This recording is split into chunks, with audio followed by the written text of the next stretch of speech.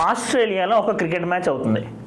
ఆ క్రికెట్ మ్యాచ్ని ఇండియాలో మనం చూస్తున్నాం.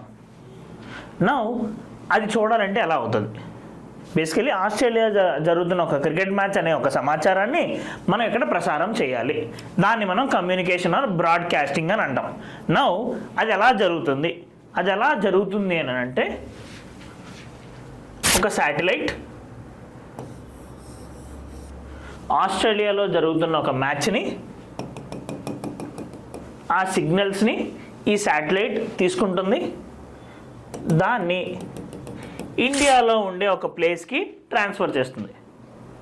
రైట్. సో ఇక్కడ బేసికల్గా ఏమవుతుంది? ఆ శాటిలైట్లోనే రిసీవర్ అండ్ ట్రాన్స్పాండర్ అనేవి ఉన్నాయి, ఆ పేలోడ్స్ అనేవి ఉన్నాయి. ఈ యొక్క ఏరియా అనేది ఇక్కడ వరకు ఉంది కాబట్టి ఇది ప్రపంచం మొత్తానికి ఆర్ఎల్స్ మన ఆస్ట్రేలియా నుండి ఇండియాకి సప్లై చేయడానికి మొత్తం అంతా సరిపోతుంది. రైట్. సో మన యొక్క పనిని ఉద్దేశించుకొని మనం ఏం చేద్దాం అనుకునే దాన్ని